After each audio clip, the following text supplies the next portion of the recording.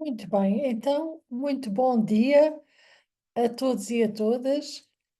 Gostaria muito de agradecer mais uma vez a oportunidade e a possibilidade de estar aqui convosco, no Engema, já numa edição também tão avançada, portanto, a 26ª edição.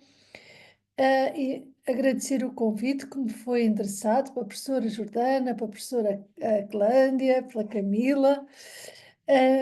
E eu vou aqui fazer uma partilha de alguma informação, digamos assim, porque o conhecimento nunca é de todos, nunca temos todo o conhecimento, de modo que eu considero sempre que é uma partilha de conhecimento sobre como se pode aqui pensar na transformação dos negócios para o futuro, numa perspectiva de sustentabilidade e economia circular como motores de inovação. O meu nome é Luísa Carvalho, eu sou professora na Escola Superior de Ciências Empresariais do Instituto Politécnico de Setúbal, em Portugal. Então, este é um breve sumário desta palestra. Vou falar aqui um pouco sobre quais são os objetivos, o que é isto da economia circular, quais são as estratégias que estão subjacentes. Também gostaria de partilhar aqui um pouco qual é a evolução deste processo aqui na União Europeia, onde parece que algum quadro legislativo nesta matéria está um pouco mais avançado do que noutros continentes. Qual o quadro conceitual, portanto, que estudos é que temos, e depois olhar um pouco para aquilo que é um modelo de negócio e, sobretudo, para o modelo de negócio orientado para a economia circular, considerando também quais são os fatores mobilizadores neste processo e como é que poderemos utilizar o célebre e já tão popular Canvas orientado para a circularidade. Termino com alguns comentários, discussão e análise crítica. Espero não falar muito rápido para que toda a gente entenda o português de Portugal. Então, porquê que é importante abordarmos este tema? Estas imagens são imagens que não são de hoje, mas que poderiam ser, não é? O urso perdido ali quase numa ilha de gelo, nas calotas polares, as inundações, os incêndios, enfim, a devastação, portanto, do planeta, que, como sabemos, é um processo já em curso e que muito tem a ver também com práticas, digamos que incorretas ao longo de muitos anos e que não têm em conta também o impacto da ação do homem e da atividade económica no ambiente.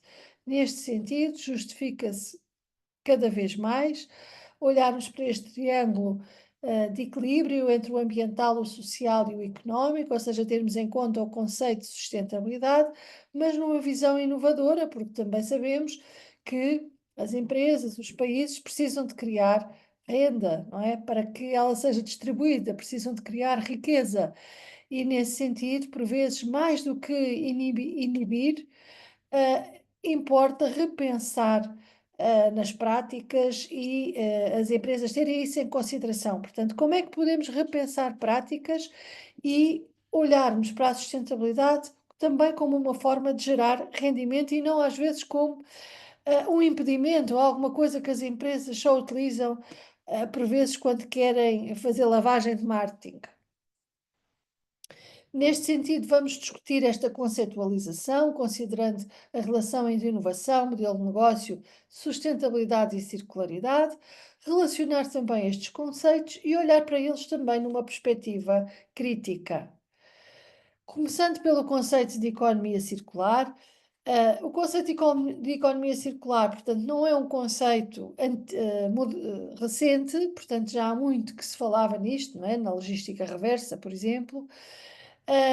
Portanto, não é uma nova ideia, e está muito relacionada com o crescimento sustentável, ainda que nos últimos anos tenha vindo a ser referida na bibliografia, na literatura, como crescimento verde, desenvolvimento sustentável, mas também alguns autores falam de termos uma política cradle to cradle, ou seja, do berço ao berço, a biomimética, ou seja, olharmos para a natureza. Isto já é muito inspirador, se olharmos para o avião, provavelmente os primeiros protótipos de avião imitavam pássaros, não é? Olharmos para a natureza, irmos buscar também formas de adaptar tudo o que é os modelos também económicos, o fluxo circular, o chamado metabolismo industrial, ou seja, utilizar o que é lixo numa indústria para matéria-prima de outra. Enfim, todos estes conceitos aparecem como conceitos importantes quando tentamos definir aquilo que é a economia circular. No fundo, a economia circular, portanto, é um modelo económico que vai mimetizar, ou seja, imitar aquilo que são os sistemas ecológicos fechados, em que, portanto, todos os recursos são otimizados e são reutilizados de forma a criar valor.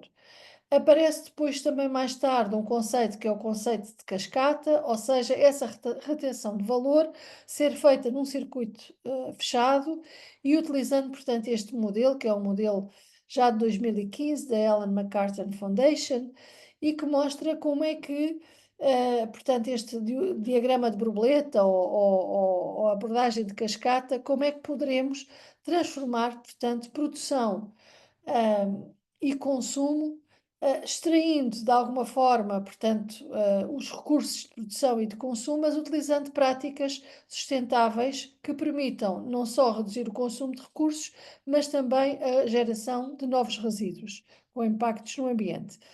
E, para esse efeito, este modelo fala em dois R's, que são a recuperação e a reciclagem, em que, após o uso pelos consumidores, os materiais são recuperados, reciclados e reintroduzidos na cadeia, de valor com matérias-primas secundárias e assim fecha-se o circuito. Nós bem sabemos que isto é um modelo muito interessante, mas já é de 2015, ou seja, para o próximo ano já terá 10 anos, mas ainda não está efetivado na realidade, portanto, na nossa sociedade ou nas nossas empresas. Não é muito fácil as empresas cooperarem. Isto leva-nos também à questão da economia circular e dos ODS, ou seja, como é que podemos criar sinergias para o alcance destes e de outros ODS. Estes são, digamos que, os mais focados quando se fala em economia circular, mas poderão haver outros, portanto, que indiretamente impactem também nos Objetivos de Desenvolvimento Sustentável. Para esse efeito, poderemos também olhar para aquilo que se chamam os R's, ou as estratégias de economia circular. Ou seja, no fundo, o que nós queremos é evoluir de um modelo de economia linear para um modelo de economia circular. Existem várias abordagens aos R's, 3 R's, 5 R's, 10 R's, enfim, eu peguei nesta de 2019 e adaptei-a porque me pareceu que a organizava de uma forma que considerei lógica. Ou seja, começando na economia linear cá em baixo, a utilização útil de recursos, ou seja, reciclar e recuperar recursos. eh, Também depois a extensão do tempo de vida de produtos ou das suas partes, ou seja, pensarmos que uma lavadora de roupa, se calhar, que tem aquilo que nós chamamos muitas vezes a obsolescência programada, tem que evoluir, portanto, noutro sentido, as empresas que as vendem, não é? Temos também já aqui alguma legislação na União Europeia, no sentido de quando ela se avaria, às vezes é uma peça tão pequena, poder ser reparada, portanto, a questão de reparar um produto avariado ou com defeito, dando-lhe a mesma finalidade, não é? Mas também pode ser restaurar um produto antigo, remanufaturar, ou seja, utilizar peças de um produto para produzir outras, reaproveitar, portanto, produtos descartados, dando-lhe outras funções, reutilizar, enfim, todos estes R's, do R3 ao R7, permitem a extensão do tempo de vida do produto. Portanto, se nós utilizamos um produto mais tempo, logo não o descartamos para lixo e isso tem um menor impacto em termos, portanto, do ambiente.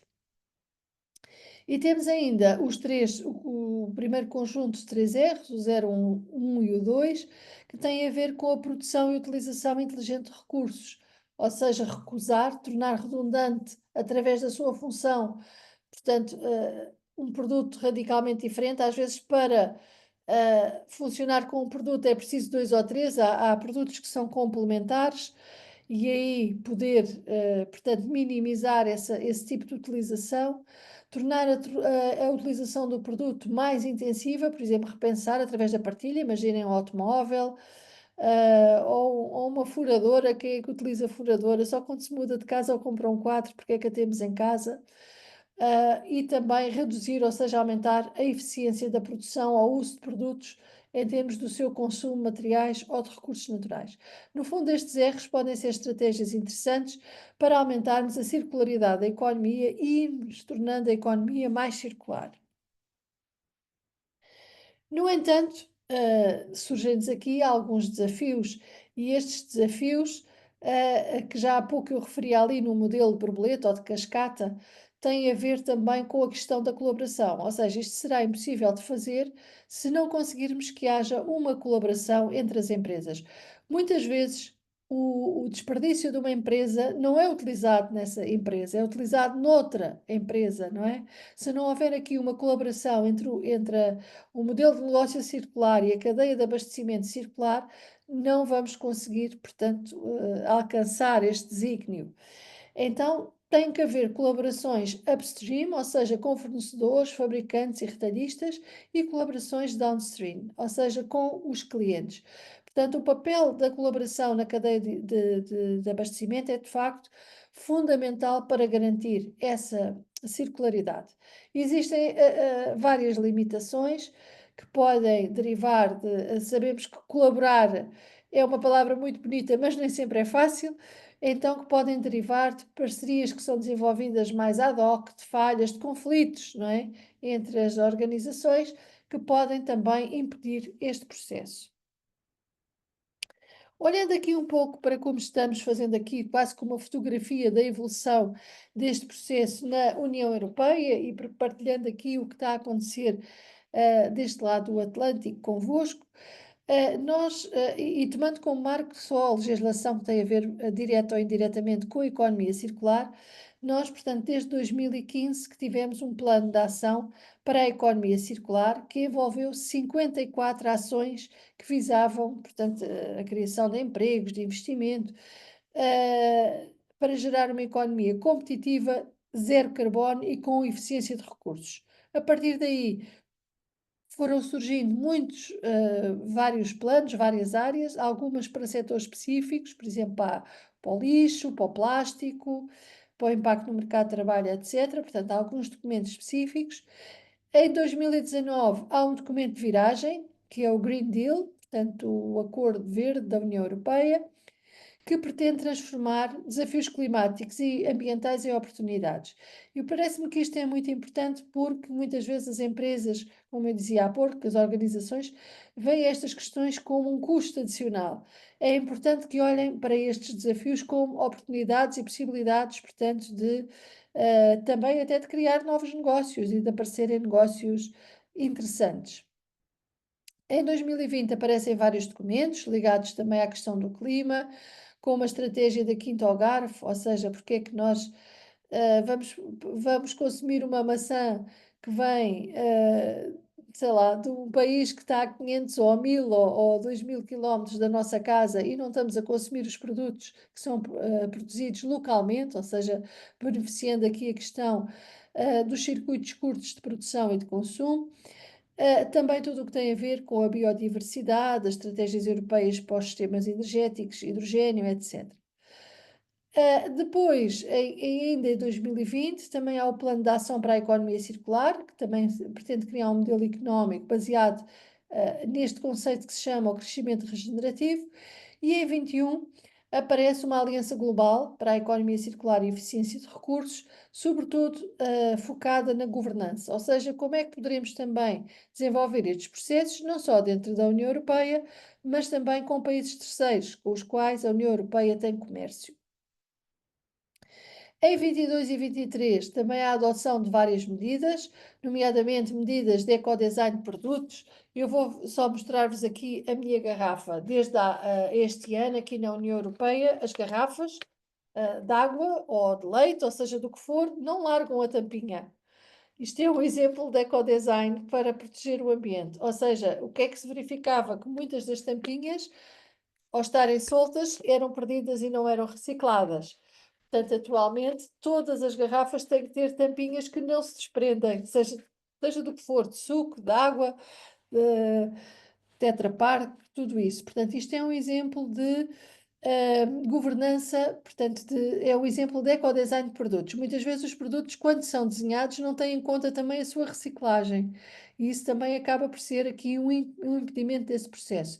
Também começaram a haver estratégias para os têxteis circulares, por exemplo, a questão da reutilização de produtos têxteis e do seu descarte, bem como para a redução dos microplásticos. Portanto, também com, por exemplo, atualmente aqui em Portugal, também já não se oferecem nos supermercados, nas lojas, sacos de plástico.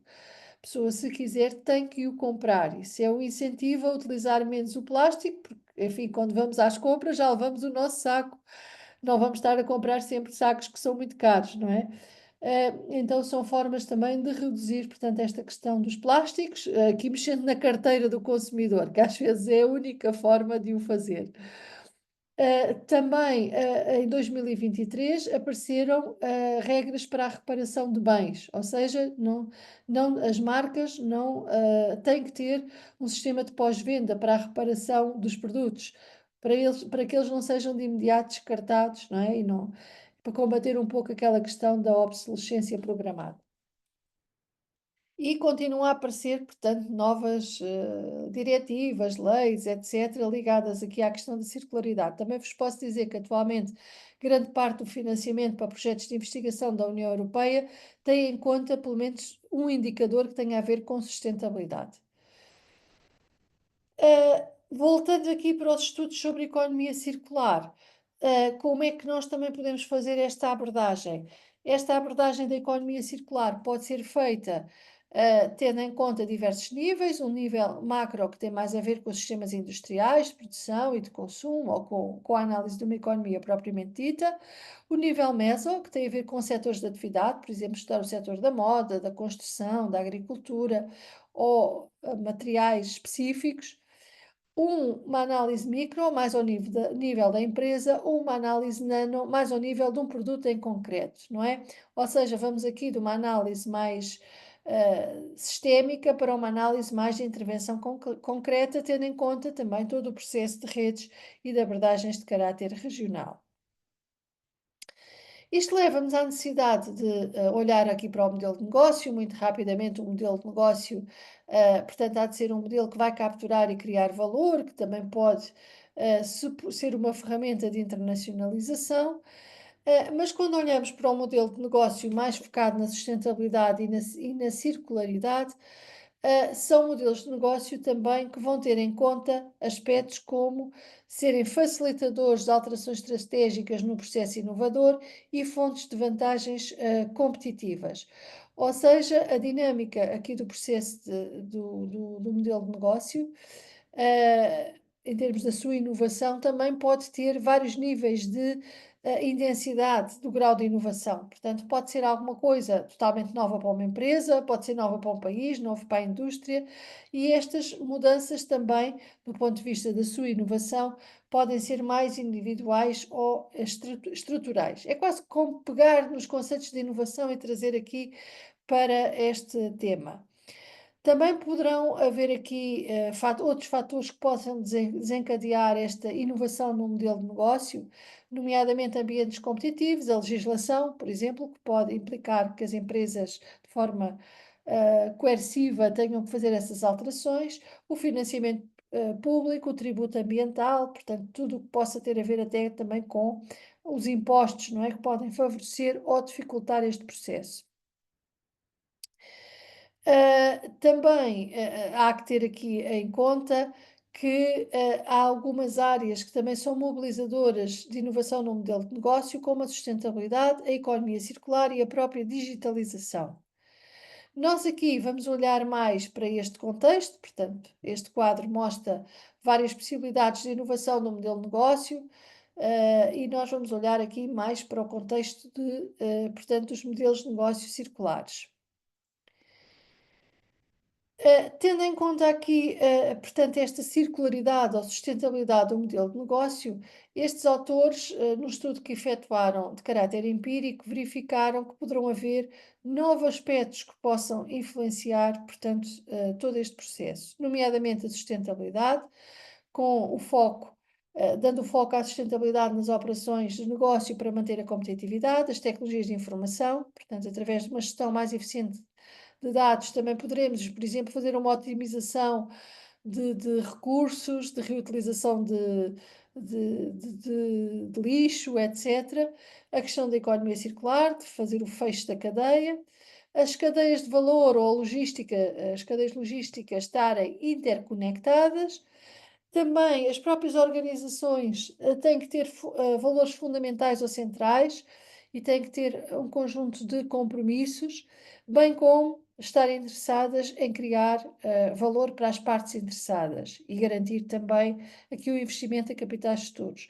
Os aspectos também internos, organizacionais, como os valores da organização, também podem ser relevantes, bem como os aspectos de gestão de desempenho e de envolvimento dos stakeholders. Ou seja, parece uma coisa muito complexa que tem muitas variáveis a serem estudadas. Em 2016, um artigo deste senhor de Lewandowski olha aqui para a questão dos modelos de negócio orientados para a economia circular. Eu transformei aqui um pouco o conceito dele deste diagrama para ser mais fácil, portanto, também a sua leitura. E ele considera que se pode redesenhar o Canvas tendo isto em conta, nomeadamente através do fecho de ciclos, e isto pode-se fazer através do uso de materiais em cascata e a logística reversa, já vamos olhar para estes aspectos de forma mais particular. Também tendo em conta fatores de adoção, e os fatores de adoção podem ser fatores externos, e aqui é um pouco quase a análise Pestel, não é? Fatores tecnológicos, políticos, socioculturais ou económicos, e também capacidades, fatores internos, como as capacidades organizacionais para a mudança, envolvendo aqui também recursos intangíveis, como os recursos humanos, que são fundamentais neste processo. Isto leva-nos aqui ao Canvas adaptado para a economia circular, que passa a ter, digamos assim, um conjunto de outros aspectos, como os fatores de adaptação e os sistemas de take-back, são estes dois que aparecem aqui, que o modelo Canvas não tinha em geral. Também a descrição, digamos assim, da proposição de valor, que já vamos olhar também de forma faseada para cada um deles, é diferente da que teríamos se tivéssemos, portanto, um Canvas normal e orientado, digamos assim, para a economia linear. Então, começando aqui pelos elementos do Canvas, o primeiro, a proposição de valor, que é o fundamental, o central. O que se vai ter aqui em conta será a criação de produtos circulares, um sistema produto-serviço, o consumo colaborativo, virtualização e incentivos a take-back. Olhando aqui para cada um deles de forma mais particular, quando pensamos em produtos circulares, são produtos que têm um conjunto de características particulares, como um prolongamento de vida útil do produto, através da sua manutenção, reparação, renovação, redistribuição ou atualização. E aqui poderemos também pensar que estes produtos têm que ser concebidos, seja no seu design, terem um eco-design, seja para a sua reutilização, seja para a sua reciclagem. Ou seja, se eu quero utilizar um produto em cascata, e sei lá, há uma parte da máquina que é de plástico, tem que ser fácil de descartar para ir para uma empresa que precisa de plástico, enquanto que a outra, que é de alumínio, para ir para a empresa que é de alumínio. Se tudo estiver interligado de uma forma muito difícil de realizar esse descarte, será muito difícil também conseguirmos fazer isso. No fundo, tem que ter uma concepção modular, não é? E também é importante cada vez mais a escolha dos materiais, para que se possa também fazer, portanto, incentivar essa circularidade. Também, cada vez mais, neste âmbito, os produtos circulares podem ser desmaterializados e oferecidos não como produtos físicos, mas sim como produtos virtuais, ou até como serviços. Portanto, tornar produtos em serviços também é uma das características. Tem aqui o exemplo do Lego Replay Program, que reutiliza, portanto, peças de Lego, de várias gerações, sem necessidade de construir novas peças. O sistema de produto-serviço olha aqui para um modelo de negócio em que a propriedade deixa de ser um fator essencial, ou seja, vamos encontrar outras alternativas como o leasing, o aluguer, o pay per service unit, entre outros. Ou seja, a possibilidade, muitas vezes, de nós não termos, se calhar até a máquina de lavadora de roupa, não é? Em vez de se vender a máquina, vender-se o serviço de lavar roupa, em vez de se comprar o carro, utilizarmos carros que são partilhados e que estão disponíveis, se põe o cartão e o carro começa a andar, enfim, começar a pensar, se temos o carro toda a semana parado ou muito tempo parado, se calhar vale a pena. Então, a proposta de valor pode passar pela digitalização também de produtos, envolvendo o desenvolvimento e incorporação também de tecnologias digitais para a oferta de um sistema serviço de produto, ou seja, aquilo a que se chama um Smart PSS. Um exemplo que toda a gente conhece é a Netflix, não é? Eliminaram-se os DVDs, os Blu-rays individuais, tudo isso, e atualmente é tudo digital. Não quer dizer que também não se consuma energia, mas de qualquer forma antes também se consumia energia. E para além disso tínhamos esses produtos. Uma outra possibilidade de criar valor é através do consumo colaborativo, ou seja, a partilha ou aluguer de produtos e também o agrupamento de produtos que podem trazer economia de custos. Por exemplo, a questão da partilha de residência, que já temos no Airbnb, o estacionamento ou partilha de aparelhos, ferramentas, entre outros. Aqui está um exemplo de um site de caronas, não é? Que é o BlaBlaCar, não sei se existe no Brasil, que permite partilhar caronas entre as pessoas. E ainda os incentivos ao take-back. As empresas assumirem a responsabilidade pelo ciclo de vida completo de um produto, desde a fabricação até ao descarte, com ênfase na coleta e recuperação dos produtos no final de vida útil. Portanto, e isto poderá levar a que, pode implicar a devolução e recolha, portanto, também desses produtos. Temos já aqui alguns exemplos, por exemplo, a H&M, que tem a coleta de roupas usadas com entrega de vales, talvez até hajam aí também marcas de roupa no Brasil que tenham já esta estratégia. O IKEA, portanto, de produção de mobiliário, também tem um sistema de take-back de móveis antigos e que podem ser reciclados e reutilizados. Enfim, já há aqui várias possibilidades neste âmbito. Olhando agora para outra parte do Canvas, da economia circular, neste caso os canais, uma das possibilidades será a virtualização, ou seja, portanto, o produto deixa de ser produto e passamos, em vez de vender um produto, a vender o seu serviço, não é? Passa a ser uma venda. Há muito esta tendência para tornar o produto serviço.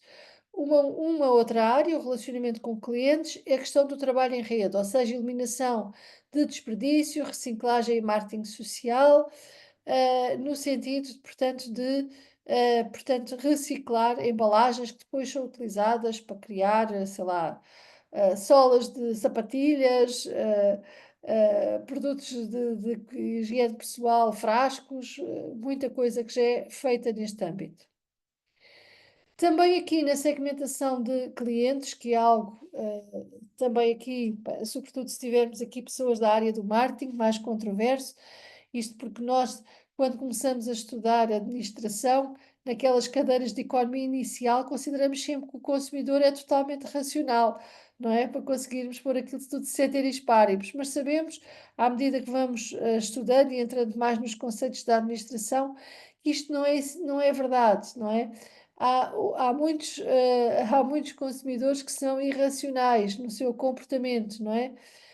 E que muitas vezes avaliam o custo da transação do ponto de vista da venda, do preço de compra. Por exemplo, comprar uma camisola, não é? Uma camiseta, tendo em conta o preço de compra e não a sua durabilidade. Nós sabemos que até a todos nós isso acontece, não é?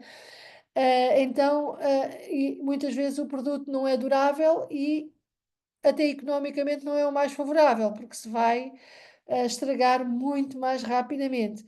Mas de facto há outros fatores, para além do preço, que influenciam a nossa decisão de compra. Pode ser a marca, o design, a estampa da camiseta, enfim, muitos fatores.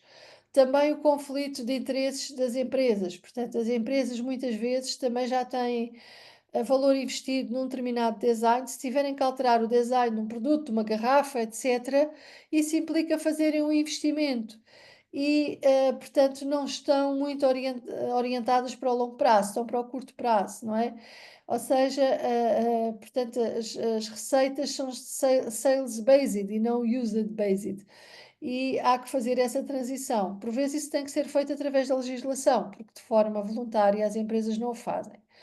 Depois, a participação nos lucros desalinhado ao longo da cadeia de abastecimento. Já vimos que isto funciona se as cadeias de abastecimento estiverem naquele modelo de cascata ou borboleta interligadas entre si.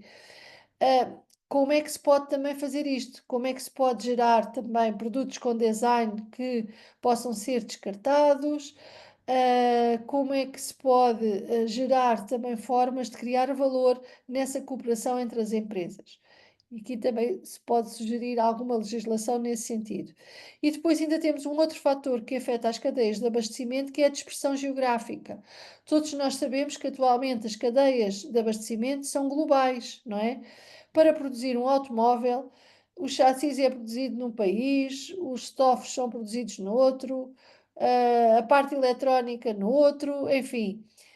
E depois é montado geralmente num país próximo do mercado de venda. Então, esta dispersão geográfica por todo o mundo, não é? Leva a que algumas iniciativas sejam difíceis de executar. Porquê? Porque vai originar colaborações mais de caráter transnacional. Então, é preciso também olhar neste sentido. Olhando agora para as fontes de receita, temos o sistema produto-serviço baseado em inputs, por exemplo, em pagamento de produto-uso, na questão do desempenho. Temos também aqui a questão do valor recuperado ou circularidade, que também podem gerar receitas, não é? Se eu vender o meu lixo em vez de o descartar sem qualquer valor, se calhar é uma forma de começar a ganhar algum dinheiro com o lixo ou com os desperdícios que são gerados pela minha empresa. Em termos de recursos-chave, a recolha de materiais e o seu design, a questão da regeneração e recuperação do capital natural e também virtualizar. Como vimos no caso da Netflix ou da música, são exemplos claros, ou até dos livros. As atividades-chave têm muitas vezes a ver com a substituição da tecnologia, refabricação, reciclagem, visando a melhoria do desempenho. Portanto, ou seja, também olhar para o produto de uma forma que permita, com outros materiais ou com um reajustamento, melhorar o seu desempenho, uma gestão baseada, por exemplo, no Lean Management e também a virtualização e a indústria 4.0. As parcerias-chave, já vimos que as parcerias aqui são um aspecto muito importante, implicam a colaboração, a criação de cada vez mais cadeias de abastecimento verdes e o tal fecho de ciclo, ou diagrama de borboleta. Quando olhamos para as políticas de custos, as políticas de otimização e eficiência podem ser vantajosas para a empresa, portanto, podem trazer aqui benefícios, porque podem gerar uma utilização mais eficiente das matérias-primas, a possibilidade de olhar de outra forma, numa forma de criar valor para a logística reversa, para a reciclagem e para a reutilização de materiais. Mas ainda estamos num longo caminho a percorrer, não é? Quando olhamos para o sistema de take-back, que é uma das áreas do Canvas, que no clássico não há e há aqui no de economia circular, é olhar para a questão da colaboração com incentivos em várias fases, ou seja, pode ser interessante, quer para o consumidor, quer para as empresas entre si, terem algum incentivo. Se eu tenho um vale para descontar na minha próxima compra, talvez tenha menos vontade de deitar a roupa para o lixo e vá, se for assistente, e vá à loja entregar aquela roupa para receber um vale. Podem dizer, mas está na mesma a incentivar o consumo, mas de outra forma, talvez a pessoa comprasse na mesma e ia descartar a roupa. Pode depender também do design verde e do incentivo aos consumidores e também estar diretamente relacionado com a proposição de valor desta empresa. Em termos de fatores de adoção, já vimos que temos fatores internos, como a visão estratégica, a cultura organizacional, e também fatores externos, como a legislação, que pode ser muito importante neste processo, mas também a procura de mercado. Cada vez temos mais pessoas conscientes da importância, sobretudo os mais jovens, da importância do ambiente, não é? De ter um consumo responsável, etc. E isso poderá ser um fator que vai influenciar as empresas a terem determinado tipo de comportamentos. Chegando aqui à discussão e análise crítica, numa fase inicial com um foco maior na sustentabilidade, portanto, a investigação associada à sustentabilidade no modelo de negócio, sobretudo nos seus trabalhos, portanto, iniciais, eram sobretudo revisão de literatura, tinham como principais conclusões que a sustentabilidade vai criar valor, gerar vantagens competitivas, positivas para o ambiente e para a sociedade, e que essas vantagens ou esse valor criado é um valor que pode ter caráter monetário, mas também não monetário, ou seja, não mensurável diretamente em reais ou em euros ou em dólares, mas que tem sobretudo uma perspectiva de longo prazo. Quando olhamos nesta evolução da sustentabilidade agora para a circularidade, considerando que a circularidade, digamos que é uma área que fica dentro da sustentabilidade, que é bastante maior, não é? Que abarca tudo, a investigação, portanto, é mais recente, tem em conta a necessidade de uma clarificação também em termos académicos, de como é que se poderá utilizar aqui os modelos, as estratégias para passar do modelo linear para o modelo circular e que adaptações é que têm que ser levadas a cabo, sobretudo ao nível da intervenção dos vários stakeholders.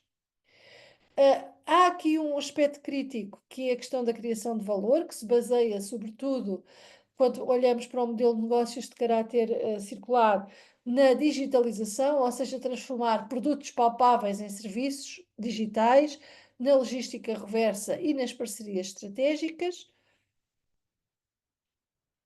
E também aqui se tentou procurar uma taxonomia que integre esta economia circular no modelo de negócio. E aqui encontrou-se, portanto, através deste autor, do Urbinati, que a circularidade ajusante poderá ter a ver com a alteração na captura de valor recorrendo a novos modelos de receita, de interface com o cliente, como por exemplo modelos de pagamento por uso, portanto, baseados no uso, circularidade da montante através da mudança nos sistemas de criação de valor, por exemplo, no caso da logística reversa, e totalmente circular, que vai combinar os dois princípios anteriores e que são mais escassos, não é? Os exemplos neste âmbito. Também em termos de tipologias, se verificou que há uma adaptação, portanto, da circularidade de várias tipologias em 5 níveis: o inerte, o familiarizado, o aplicado, o monitorizado e o otimizado, em que temos aqui, portanto, desde a restrição da redução do uso de matérias-primas e energias durante o período, portanto, de entrega, de uso ou de reutilização, portanto, que é alguma coisa com um peso leve ou pouco impacto, mas é um caminho, é o início, não é? Depois temos a regeneração através do uso de materiais renováveis e não tóxicos e energias renováveis. Temos o abrandamento, ou seja, um uso mais duradouro, através, por exemplo, da extensão dos ciclos de vida do produto. Temos o ciclo fechado, que permite a reutilização de tudo, portanto, tendo em consideração que no pós-consumo se vai tentar que não haja desperdícios, vai implicar um design de materiais e também a existência de monomateriais, como eu vos mostrei aqui, a garrafa d'água passou a não ter duas peças, é uma peça única, não se tira a tampa. E isso facilita, portanto, a sua reciclagem e também as questões da virtualização, que já falei aqui, ao uso destas tecnologias, que também poderemos utilizar agora tecnologias emergentes como o Big Data, a inteligência artificial, o design de produtos para melhorar também todo este processo de otimização, de transformação, circular. Quais são as principais limitações? As estratégias de circularidade podem ser percebidas pelos clientes de formas diferentes, impondo desafios na sua aceitação. Por exemplo, se eu vou para um hotel de 5 estrelas, provavelmente estou a pensar que todos os dias me mudem a roupa da cama e lavem as toalhas da casa de banho, do banheiro, não é? Portanto, às vezes a percepção que nós temos face a um determinado serviço. Será que estamos dispostos a ir para um hotel de 5 estrelas e pedir para limpar o quarto só quando considerarmos necessário? De reutilizar as toalhas e pô-las a secar?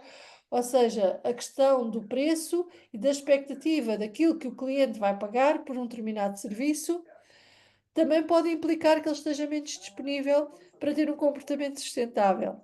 Enfim, depois também poderão haver aqui barreiras, em termos de ausência de padrões na indústria, falta de recursos humanos, a necessidade de investimento, porque às vezes se é necessário reorganizar o design de um produto, isso pode implicar alterações na cadeia de produção. Também falhas em termos de conhecimento e até de caráter financeiro, tecnologias inapropriadas, e até algum desconhecimento, portanto, da lei e também as rotinas do negócio, não é? Às vezes as empresas estão habituadas a fazer aquilo daquela forma que sempre fizeram, porque é que vão agora alterar? E nós também, consumidores, não é? Sempre fizemos assim, porque é que vamos alterar agora? Portanto, todas estas questões podem trazer barreiras à circularidade. Em termos de perspectivas futuras, olhando agora para o futuro e quase a terminar, com áreas que ainda requerem mais investigação, os riscos e desafios, também são recomendáveis estudos sectoriais de análise de impacto, da adoção de orientações, como por exemplo o caso das orientações da União Europeia. Também pode ser interessante compreender qual é o impacto que tem no comportamento das pessoas.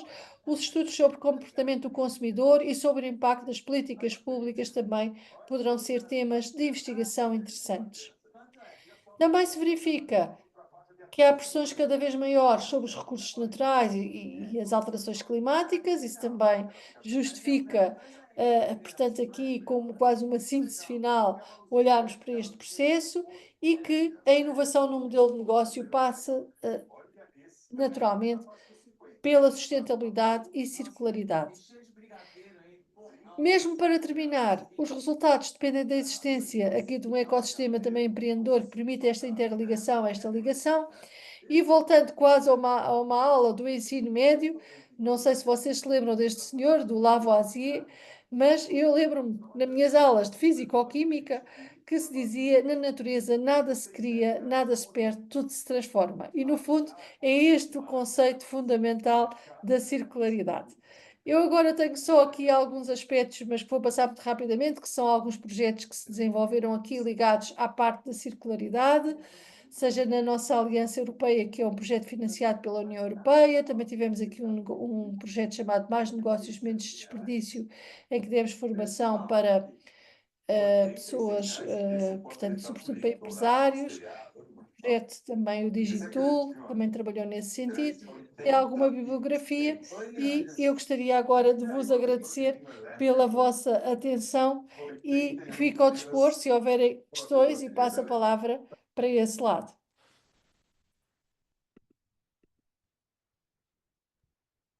Certo, professora Luísa, muito obrigada pela apresentação. Eu acho que foi muito esclarecedora, com muitos exemplos, né, trazendo esse contexto dos modelos de negócios de economia circular.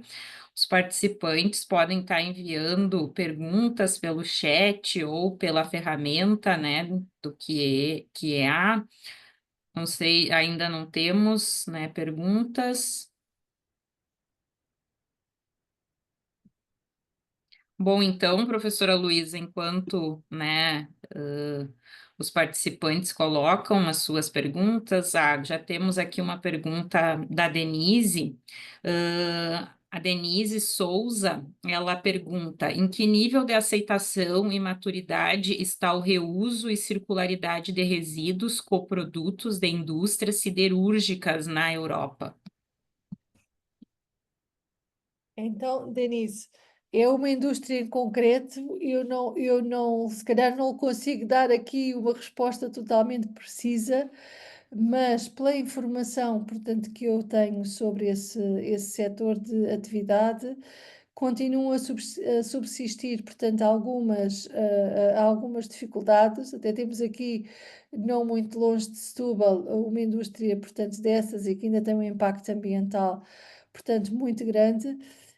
Porque muitas vezes, portanto, essas indústrias ainda não têm, de certa forma, identificadas formas, de criar valor com esses produtos, nem estão interconectadas com outras indústrias que eventualmente poderiam utilizar, e às vezes o custo de transporte, para movimentar esses resíduos, a sua perigosidade, serem resíduos por vezes perigosos ou com impacto ambiental grande, também dificultou esse processo. Penso que ainda há um longo caminho a percorrer.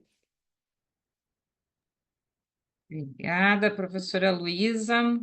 Temos uma outra pergunta aqui no chat, mas antes a professora Clândia, acho que gostaria de falar, professora Clândia. Jordana, primeiro o chat, depois eu finalizo, pode deixar. Tá bom. Então temos o Mauro, que perguntou se existe algum exemplo específico do uso de IA em modelos de negócios circulares. É assim, E atualmente, tem duas questões do sobre a Mauro já. circular. Esse do IA em modelos de negócios circulares, aí depois tem mais uma outra, mas pode responder, professor. É assim, o IA atualmente está em tudo. Portanto, nós já temos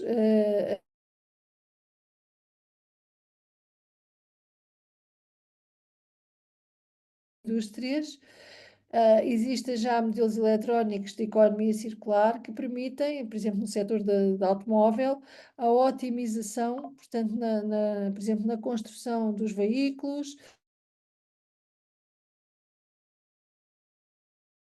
terem menos impacto ou gastarem menos matéria-prima, portanto, já existem, no fundo, tudo quanto é robotização da indústria, que é já a atualidade, portanto, muitos setores industriais, já está, os robôs estão criados tendo em conta conhecimento de IA. Nós aqui o que temos que, até na recolha do lixo, não é? Poderão haver aqui algoritmos de inteligência artificial que podem otimizar, por exemplo, circuitos para a recolha do lixo, para a sua reciclagem, tudo isso, não é? Agora, pronto, podem não ser algo ainda totalmente visível, mas a própria internet das coisas está baseada já atualmente em modelos, portanto, de inteligência artificial. Vamos ver qual é o dia. Eu aqui há 2 semanas estive em Boston, no MIT, e falava com uma investigadora, e a investigadora, portanto, o edifício da informática, desta parte das informáticas e inteligência artificial tem assim um formato muito diferente lá no MIT, tem uma chaminé assim em metal, e ela dizia que todos os dias olhava para lá à espera que saísse fumo branco, porque quando sair fumo branco é porque as máquinas ultrapassaram a inteligência humana, e isso é um bocadinho preocupante. Verdade, professora. Tem várias perguntas aqui no chat, várias parabenizações, né? O pessoal gostou bastante da sua fala. E aí, a senhora pode ver, diante do tempo, se vai dar para responder, mas tem a Jamine coloca como pressionar o governo para participar e estimular as políticas socioambientais. O Lucas coloca uma série de reflexões aqui em relação a como a senhora percebe nas empresas de pequeno porte, e aí já tem uma outra questão também, né, da Manuela, que fala das questões de empresa de pequeno porte, questões relacionadas à própria perda, desperdício, né? O conceito de perda e desperdício varia de acordo com a cultura. Por exemplo, em algumas regiões consome-se alguns tipos de alimento em relação a outros. Então, tem várias questões aqui, mas a professora Clândia também gostaria, né, de falar, professora. Bom, eu queria parabenizá-la, foi uma excelente palestra e achei muito bom, assim, vários exemplos, né? Porque os conceitos de sustentabilidade e inovação muitas vezes ficam um pouco abstratos, então eu acho que a possibilidade da gente ter esses exemplos concretos, né? E também saber de que as ações estão sendo tomadas, né? Então é muito interessante para nós. Acho que a gente vai se inspirando, né, na construção das nossas alternativas. Mas uma coisa que eu queria aproveitar a sua experiência, não só na área de inovação, sustentabilidade, mas também na sua experiência como gestora, né, aí no Instituto Politécnico, é assim, nós aqui no Brasil temos várias iniciativas interessantes, acho que o Brasil é um país vocacionado para a sustentabilidade, né, e cada vez mais a gente tem trabalhado com energias renováveis, enfim, A dificuldade que nós temos, obviamente, é por ser um país continental. Então, nós temos que, ao pensar em alternativas, pensar de que forma nós podemos atuar de uma maneira sistêmica no país, ou algumas iniciativas mais locais, né? Para lhe dar um exemplo, hoje nós temos tecnologia de automóveis, né, com energia totalmente limpa, mas no Brasil a nossa dificuldade é muito mais hoje de logística, porque somos um país continental, então temos que pensar nessas questões. Mas eu queria aproveitar a sua experiência para lhe perguntar assim, também a senhora, você deve saber que as nossas fontes de financiamento muitas vezes são limitadas, então temos ideias muito boas, mas com pouco financiamento. Então eu queria que, aproveitando a sua experiência, e já que temos um público formado por pesquisadores, pessoas que pesquisam também, que iniciativas assim você acha que nós poderíamos tentar de união ou busca de financiamento na Europa, por exemplo, para projetos nessas áreas? Muito obrigada, professora Clândia, pela questão. É assim, no âmbito europeu, há algumas linhas, mas não muitas, que permitem a entrada de países terceiros nas escolas. Infelizmente e atualmente, a maior parte dos calls de projetos de investigação são focados em instituições europeias ou países terceiros, mas aqui eles entendem países terceiros como, sei lá, a Ucrânia, países aqui muito à volta aqui do continente europeu. Penso que nós teremos que ir aqui, em termos de financiamento, não é de facto muito fácil, mas temos que ficar aqui atentos e, havendo oportunidades, colaborarmos entre nós. Mas, de outra forma, penso que também poderá fazer sentido continuarmos a trabalhar conjuntamente, por exemplo, em projetos de investigação, mas também no desenvolvimento de artigos, de trabalhos que depois até possam criar aqui oportunidade de desenvolver projetos que venham a seguir. Ahm, mas de facto não há muita coisa para a cooperação entre a Europa e, neste caso, o Brasil, com projetos que tornem o Brasil um país elegível. O que há é pouco e o valor financeiro é sempre muito, muito residual. Temos que sensibilizar os nossos políticos nesse sentido. Exato. E a nossa saída, né, já para falar para os nossos ouvintes aqui, ela está exatamente na busca de cooperação, né? Então, por exemplo, hoje no Brasil a gente está, só para lhe posicionar assim, nós estamos mudando muitas coisas no processo de avaliação dos programas de pós-graduação, especialmente no que tange às publicações. Então, na tentativa de um maior alinhamento com os requisitos das escolas fora do Brasil, né? Então, nós estamos partindo para um modelo muito mais baseado no impacto das publicações e tudo mais. E, novamente, aqui no Brasil, nós esbarramos na questão dos financiamentos, né? Porque para a gente ter uma produção de alto nível, a gente precisa de financiamento devido às taxas de publicação e tudo mais. Então, eu acho que nós concordamos que a única saída para nós, pesquisadores, é buscar cada vez mais cooperar, né? Por meio de pesquisas, de artigos, né, para poder alavancar, né. Mas muito obrigada, professora Luísa, pela sua participação. Jordana, deixo contigo, né, que está conduzindo o painel. Muito obrigada. Obrigada, Somente professora Cláudia. agradecer a professora Luísa, acho que as demais questões ali que não foram respondidas, né, eles podem encaminhar por e-mail para a professora, para que a professora responda, para a gente não atrasar aqui a programação, né, do evento. Agradeço muito a professora Luísa. Muito obrigada. Eu é que agradeço mais uma vez o convite e a oportunidade de ter estado aqui. Peço desculpa a quem colocou questões e eu não consegui ter tempo de responder.